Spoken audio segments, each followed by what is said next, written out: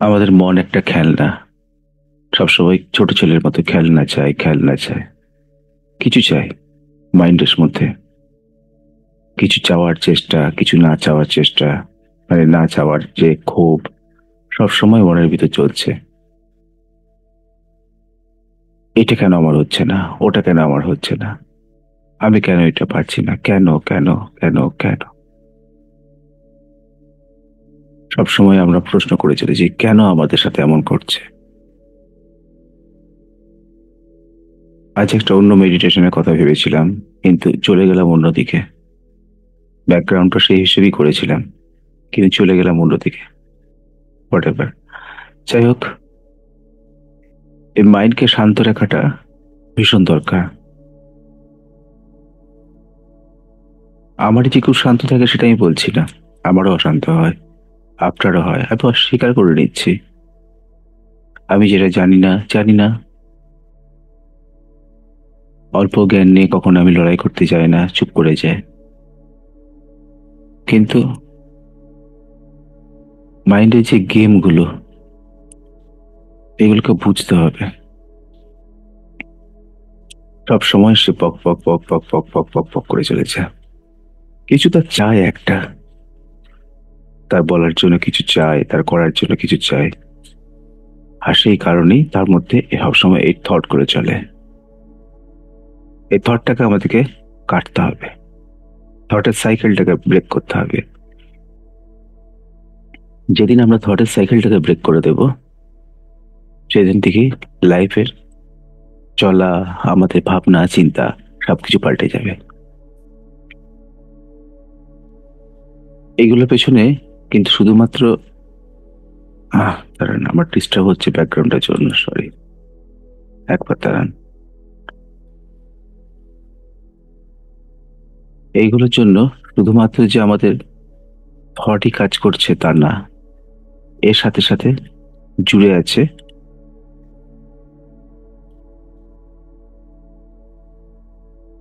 এর সাথে সাথে জুড়ে আছে আমাদের অনেক সোল কন্ট্রাক্ট।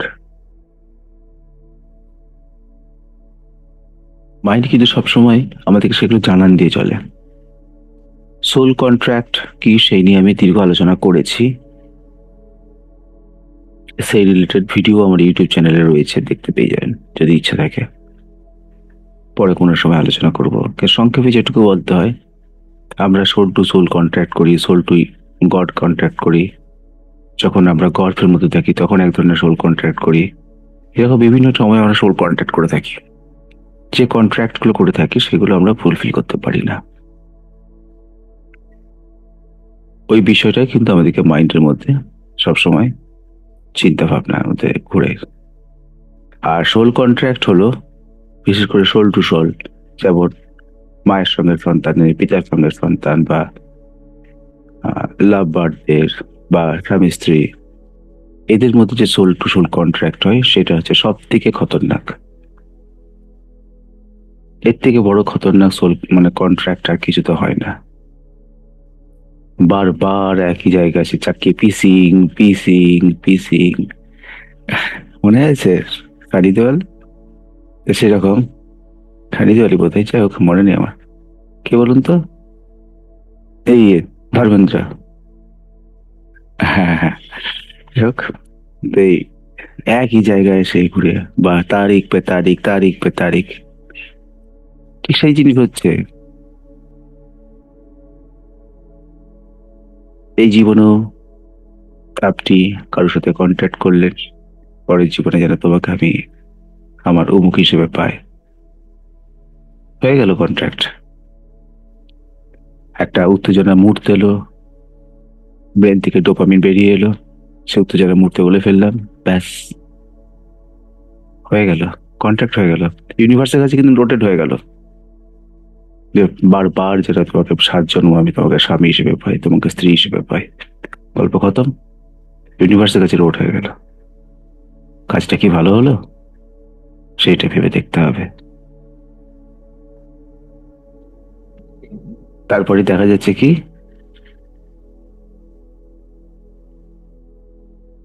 তারপরে দেখা যাচ্ছে কি পরের জীবনে বা সেই জীবনই ধরুন একজন সাধনা করে উঠে গেল 80%, আর 20% হলে তার কাজ কমপ্লিট।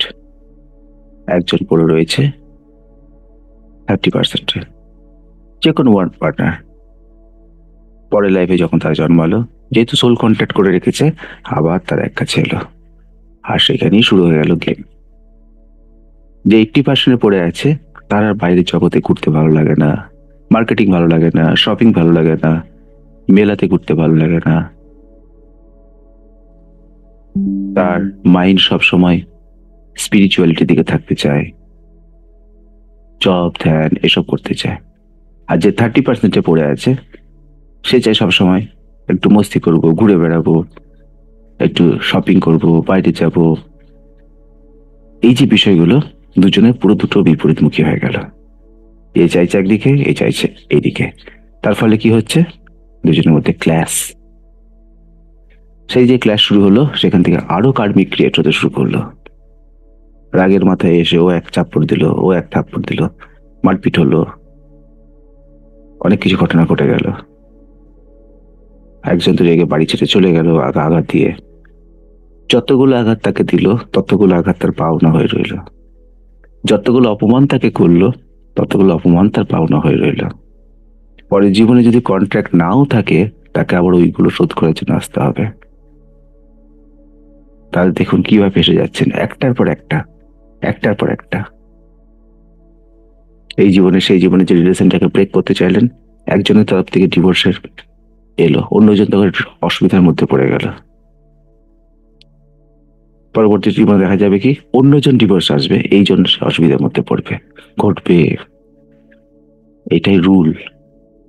যে একবার কন্ট্রাক্ট করবে, সে কিন্তু বারবার বারবার ফেসে ফাঁসতে থাকবে। কিছু নেই, এসেছেন একা, মায়ের গর্ভ থেকে বেরিয়ে আসছেন একা। শ্মশানে যখন যাবেন, চিতায় যখন উঠবেন, বা পঞ্চতন্ত্রে যখন বিলীন হবেন, কেউ থাকবে না সাথে। সতীদাহ প্রথা উঠে গেছে। সাথে যদি কেউ যেত, আপনার হাতে একটা আঙুলে যদি আংটি থাকে, সেটাও খুলে নেবে। ভালো কোনো কাপড় পরে থাকলে সেটাও নিয়ে নেবে, একটা সাদা ধুতি ঢাকা দিয়ে দেবে। আর সতবা হলে একটা লাল শাড়ি হয়তো দিয়ে দেবে,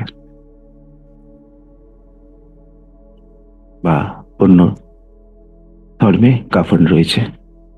1,000 টাকা, 2,000 টাকার একটা কাপড়, আপনি কোটি কোটি টাকার মালিক।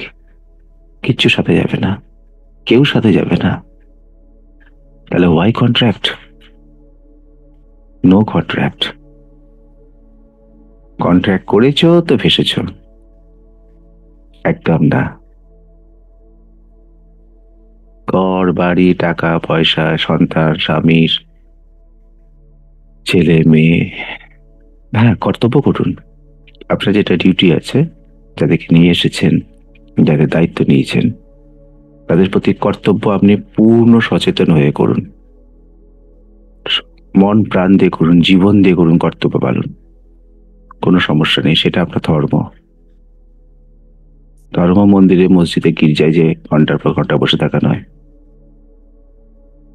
মন্দিরে, মসজিদে, গির্জায় গিয়ে যাতে সাধনা করবেন, তারা আপনার বাড়িতেই আছে, আপনার সন্তান রূপে আছে, আপনার বাবা মা রূপে আছে, স্বামী রূপে আছে, স্ত্রী রূপে আছে।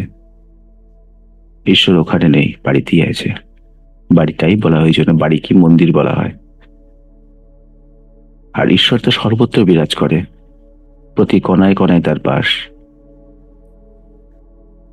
যখন প্রহ্লাদকে গরম স্তম্ভটাকে তুলতে বলা হয়েছিল, তার বিশ্বাস ছিল প্রতি কণায় কণায় ঈশ্বর বাস করে।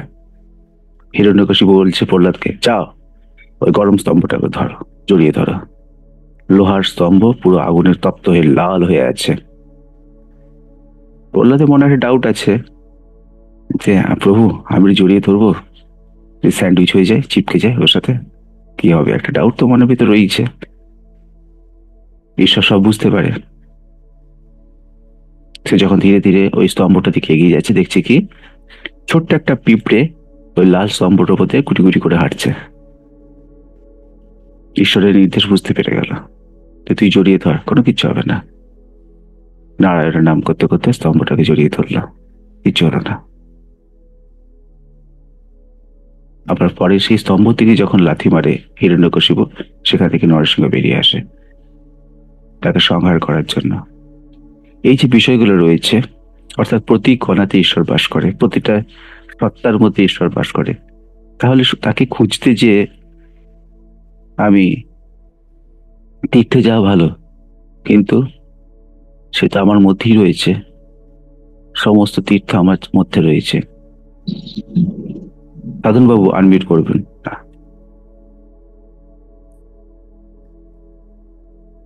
সমস্ত তীর্থ আমার ঘরের মধ্যেই রয়েছে, আমার বাড়ির মানুষগুলোর মধ্যেই রয়েছে। তাদের সেবা আমরা কি প্রপারলি করতে পারছি কিনা দেখুন। আমার বাড়িটা মন্দির যদি হয়, সে মন্দিরটাকে শুদ্ধ করুন। আমার বাড়ির চারিদিকে ঝুল ঝুলছে, আর আমি মন্দিরের সেবায়ত হয়ে মন্দির পরিষ্কার করছি, ওয়াই? তাই না? তা এইগুলো নিজেকে একটু প্রশ্ন করতে হবে। ঠিক যেটা বলছিলাম, ওই কন্ট্রাক্ট যে করা হয়েছে, ওই কন্ট্রাক্টটা কিন্তু খুব খতরনাক। তাই সোল টু সোল কন্ট্রাক্টকে আমাকে যেমন অ্যাভয়েড করতে হবে, সেরকম কন্ট্রাক্ট ঈশ্বরের প্রতিও হয়, সোল টু গড কন্ট্রাক্ট। একজন সেবাদাসী ছিলেন, আর বলেছিলাম যদি ঘটনাটা, তার কিছুতে বিয়ে হচ্ছিল না। যত বিয়ে সম্বন্ধ আসছে, সব একটা পর আসছে, ভেঙে যাচ্ছে। কে কোথাও ভাগছি দিচ্ছে কেউ কিছু জানে না। বিয়ে সম্বন্ধ আসছে, ভেঙে যাচ্ছে, বিয়ে সম্বন্ধ আসছে, ভেঙে যাচ্ছে। তা তখন সে ভাবার চেষ্টা করছে, মানে অনেকভাবে জানার চেষ্টা করছে কি হয়েছে কি হয়েছে। তা সে তখন পিএলআর করায়, পিএলআর এই সমস্যাটা জানা যায়। কি হয়েছে, লাস্ট তার 3টে জীবন আগেতে সে মন্দিরে সেবাদাসী ছিল, শিব মন্দিরের সেবাদাসী ছিল। শিবজির বড় ভক্তই ছিল, মানে তার শিবজির প্রতি তার বড় আস্থা ছিল, এবং শিবজিকে মনে মনে সে স্বামী রূপে গ্রহণ করেছিল এবং কন্ট্রাক্ট করেছিল, আমি যেন তোমাকে 7 জন্ম এইভাবে স্বামী হিসেবে পাই। হয়ে গেছে। আর শিবজি তার বিয়ে হতে দেবে না। যখনই বিয়ে আসবে, সম্মত আসবে, ভেঙে যাবে, কিচ্ছু করার নেই, কন্ট্রাক্ট। তার ক্ষমতা আছে, অন্য কথায় বিয়ে করবে সে। বিশ্ব ব্রহ্মাণ্ডের যিনি চালাচ্ছেন, তার সাথে কন্ট্রাক্ট করেছেন, সন্তান আসে না, এটাও কন্ট্রাক্টের ফল। এরকম অনেক কিছু থাকে, আমাদের ভুল বলার ফল, ভুল চাওয়ার ফল। তাই কথাবার্তা সাবধানে বলতে হবে। আর যেটা করতে হবে, সবসময় ক্ষমা প্রার্থনা। প্লিজ আমাকে ক্ষমা করো, ক্ষমা করো। কিসের জন্য ক্ষমা চেয়েছি জানার দরকার নেই, ক্ষমা চেয়েছেন, আলটিমেটলি ক্ষমা তিনি করবেন। 21 দিন টানা ক্ষমা চান, 3 ঘন্টা করে। 21 দিন পর লাইফটা আমার যদি চেঞ্জ না হয়, তাহলে আমার ছেড়ে আপনি এসে বসবেন। 3 ঘন্টা করে ক্ষমা চাইতে হবে প্রতিদিন। আমি যা কিছু কর্ম করেছি সব আমি তোমার চরণে অর্পণ করলাম, তুমি আমাকে ক্ষমা করো। এই একটুকু লাইন, বা যেটা হোক পুরো পুরো প্রেয়ার আছে, I am sorry, please forgive me, thank you, and I love you. এটা বলতে পারেন। বা আমি যা কিছু কর্ম করেছি, আমি সব তোমার চরণে সমর্পণ করলাম, তুমি আমাকে ক্ষমা করো। আপনার ইষ্টদেবের উদ্দেশ্যে 3 ঘন্টা করে করুন, 21 দিন। 21 দিন পর আপনার লাইফ চেঞ্জ হয়ে যাবে। যা কিছু কার্মিক আছে সব কেটে যাবে, যা কিছু ব্লকেজ আছে সব কেটে যাবে, রিলেশনশিপ উন্নত হয়ে যাবে। কোনো মন্ত্র বলতে হবে না, ওম নমঃ শিবায় বলতে হবে না, কোনো মন্ত্র বলতে হবে না, শুধু এটা বলতে হবে।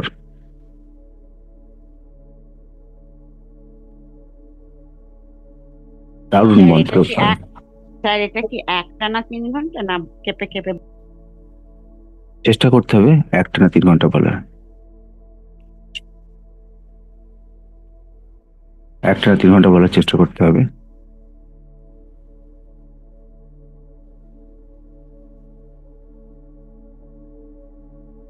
এরপর, কারণ এটা সাধনা, সব জায়গায় ইনস্টলমেন্ট চলবে না চিত্রাদি। গ্রেটেস্টটা নিচ্ছে ইনস্টলমেন্ট, খোসলা নিচ্ছে, সবাই নেবে না। এইসব নেবে না, ও একটু মুডি আছে। তার কাছে যখন বলতে হবে, এমন ভাবে বলতে হবে, বারবার বলতে হবে, তার কানে বারবার পিন করতে হবে, বারবার পিন করতে হবে, বারবার পিন করতে হবে। বিরক্ত হয়ে বলবে, যা তো ক্ষমা করলাম। আপনার ওই পয়েন্টটা দরকার, বিরক্ত করে দেয়া তাকে। তাহলে তাকে বারবার বলতে হবে। দেখবেন আপনার মেয়ে যখন বাড়িতে এসে বলে, মা এটা দাও, মা এটা করো, মা এটা দাও, মা এটা দাও, বারবার বারবার বারবার পিন করবে, পিন করবে, পিন করবে, পিন করবে। একটা টাইম পর বিরক্ত হয়ে বলবে, ঠিক আছে নে তো। এই যে বিরক্ত যখন, কিন্তু আপনি যখন সে নেতে হয়ে বিরক্ত হয়ে পড়লো, কিন্তু আপনার উদ্দেশ্যটা পূর্ণ হয়ে গেল। ঠিক সেরকম ভাবে ঈশ্বরকে বিরক্ত করে দিতে হবে। প্লিজ ক্ষমা করে দাও, ক্ষমা করে দাও, ক্ষমা করে দিও আমাকে, আমার সমস্ত কাল্পিক সমস্যা সমর্পণ করলাম, প্লিজ ক্ষমা করে দাও। আর যদি 3 ঘন্টা না পারেন, অন্ততপক্ষে রাতে শোয়ার পূর্বে, শোয়ার আগে একটু অভ্যাস করবেন। 10 মিনিট ঈশ্বরের কাছে প্রার্থনা করবেন, মন বচন কর্ম দ্বারা আমি যে কার্মিকের সঙ্গে এই জীবনে এবং অন্য জীবনে যুক্ত হয়েছি, যেমন ভাবে করাই আমি, এইভাবে 21 দিন করুন। 21 দিন পর থেকে কিন্তু এই ডায়লগটা একটু চেঞ্জ হয়ে যাবে। তখন বলবেন, হে প্রভু, আর সারাদিন আমি যা কর্ম করেছি সমস্ত আমি তোমার চরণে সমর্পণ করলাম। আমি জানি না আমি ঠিক করেছি কি ভুল করেছি, যাই করেছি আমি সব তোমার কাছে সমর্পণ করলাম, প্লিজ আমাকে ক্ষমা করো। কারণ 21 দিনের মধ্যে যদি ঠিকঠাক ভাবে বলা হয়, আপনার ব্যাকের যেগুলো ছোটখাটো কর্মাস আছে সেগুলো ক্লিয়ার হয়ে যাবে। বড় কর্মাস থেকে যাবে, সেগুলোকে আপনাকে ভুগতে হবে একটু। আর সেগুলো ক্লিয়ার করতে পারে একমাত্র গুরু মহারাজ। সে চাইলে মুহূর্তের মধ্যে তৈরি মারবে হয়ে যাবে, কিন্তু ছোট ছোট কর্মাস গুলো ক্লিয়ার হয়ে যাবে, যেগুলো ট্রাভেল দেয়। খুব বড় ধরনের কর্মাস, লাইফে যেখানে প্রবলেম আছে, মানে ডেথ হতে পারে, এই ধরনের কোনো বড় কর্মাস থাকলে সেগুলো সময় লাগবে। সেগুলোর জন্য ওই যে প্রসেস বললাম, 3 ঘন্টা করে পার ডে কমপ্লিট। সেক্ষেত্রে কি হবে, আপনি যেই কন্ট্রাক্টই করে থাকুন না কেন, আপনি যখন স্বীকার করে নেবেন নিজের দোষটা, হ্যাঁ আমি ভুলটা করেছি, আমাকে ক্ষমা করো, নিজের যখন দোষটা স্বীকার করে নেবেন, তখন ইউনিভার্স কিন্তু আপনাকে সাহায্য করবে যে ওকে, আমার সন্তান এখন সব স্বীকার করে নিয়েছে, তাহলে চলো একে ক্ষমা করে দেওয়া যাক। তাই ক্ষমা করার জন্য সে সব সময় বসে আছে, দেওয়ার জন্য সব সময় বসে আছে। কিন্তু সমস্যা কোথায় বলুন তো, চাওয়ার জন্য আমরা নেই। সে দিতে চাইছে, আমরা নিতে চাইছি না। সে বলছে নে, আমি হেল্প করার জন্য বসে আছি, আমাকে ডাক, কারণ তোকে আমি ফ্রি উইল দিয়েছি, তুই না ডাকলে আমি যেতে পারবো না, এটা আমার রুল। আমরা ডাকছি না। শরীর খারাপ হচ্ছে, ইমিডিয়েট ডক্টরের কাছে ছুটছি, যেতেই হবে ডক্টরের কাছে, নো ইস্যু। যার পূর্বে তাকে একবার স্মরণ করছি, হে গুরুজি, আমার মুখে এখন শরীর খারাপ, আমি ডক্টরের কাছে নিয়ে যাচ্ছি, তুমি সব ব্যাপারটা দেখো। ব্যাস, আপনি ডক্টরের কাছে নিয়ে যান, তাকে দায়িত্বটা দিয়ে দিয়ে, বা হে ঈশ্বর, হে গড, সে যেখানে কানেক্টেড, আমি নিজেকে স্যারেন্ডার করলাম তোমার কাছে, আমার মুখে শরীর খারাপ, আমার সন্তানের শরীর খারাপ, আমি তাকে ডক্টরের কাছে নিয়ে যাচ্ছি, তুই বিষয়টা পুরো হ্যান্ডেল করো। সিম্পল ভাষায়, একদম ভেতর থেকে যে ভাষা আসবে সেই ভাষায় বলে দিন। এটি দেখুন খুশি হবে সে, ডক্টর ভালো ট্রিটমেন্ট করবে। অ্যাকচুয়ালি কি বলুন তো, অ্যাকচুয়ালি আমরা, যেটা সত্যি কথা, আমরা সবাই টাইম লুপে ফেসে আছি। বিষয়টা শুনতে আপনার অবাক লাগবে। টাইম লুপ একটা এমন একটা জিনিস, যে একটা নির্দিষ্ট জায়গা রয়েছে, যে জায়গাটাকে আমরা প্রতিদিন বাঁচি। আমরা দেখবেন, লক্ষ্য করে, ম্যাক্সিমাম দিনে একই রকম কাজ করি, ম্যাক্সিমাম ডে।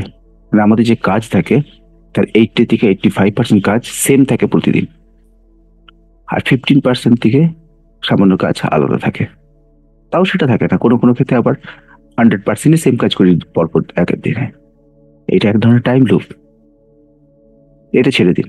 যখন ফুল লাইফটা ধরুন, ধরে নিচ্ছি আমি মেরে কেটে 62 বছর বাঁচলাম, ঠিক আছে? এই 62 বছরের যে লাইফ সাইকেলটা, এটা আবার রিপিট হবে, আবার রিপিট হবে, আবার মৃত্যু হবে, পরে আবার জন্মাবো, আবার মৃত্যু হবে, আবার জন্মাবো, আবার মৃত্যু হবে, আবার জন্মাবো। এই যে টাইম লুপে আমরা ফেসে রয়েছি, সময়ের বেড়াজালে আমরা ফেসে রয়েছি, এখান থেকে বেরোতে পারছি না। আর এর পেছনে একমাত্র কারণ হচ্ছে কন্ট্রাক্ট। এই soul contract, soul to God God contract, এই যা কিছু কন্ট্রাক্ট আছে, এগুলো আমাদেরকে কাটতে হবে। তাই এইগুলো কাটতে এই বিষয়ে যিনি এক্সপার্ট, তার সাথে আমাকে কন্ট্যাক্ট করতে হবে। এই বিষয়ে যিনি এক্সপার্ট, যিনি এই কন্ট্রাক্ট কাটতে পারেন, তিনি কর্ড অফ অ্যাটাচমেন্ট কাটতে পারেন, তিনি মানুষকে সঠিক পথে নিয়ে যেতে পারেন, আপনার লাইফের পারপাসটা বোঝাতে পারেন, তাই না? তার সাথে আমাদের কানেক্ট করতে হবে। কারণ রোজ রোজ একই কাজ করতে করতে আমরা বোর হয়ে গেছি। রোজ রোজ যদি আমি একই মেডিটেশন করাই, আপনারাও বোর হয়ে যাবেন। তাই আজকে কিছু করাই নেই, কিছু বলিই নেই, একদম থটলেস।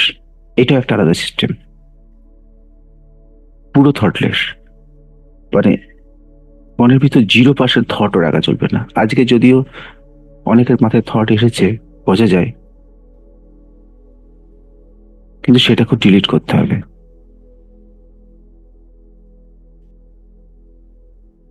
আগামীকাল আরো থটলেস হওয়ার আমি চেষ্টা করব। আর পুরো আমার যারা সঙ্গী রয়েছেন সকলকে রিকোয়েস্ট, 6:45-র মধ্যে সবাই জয়েন করে যান, হাতে একসঙ্গে সবাইকে নিয়ে। কারণ প্রথমে যে গাইডেন্সটা দিয়ে দিই, পরে পরে যারা জয়েন করেন তারা বুঝতে পারেন না, তো তাদের সেক্ষেত্রে অসুবিধা হয়। 6:45-টায় স্টার্ট হবে ক্লাস, জয়েনটা করে যান টাইমলি। ধন্যবাদ সকলকে। আমি এরপর সকলকে রিকোয়েস্ট করবো, কারো কিছু বলার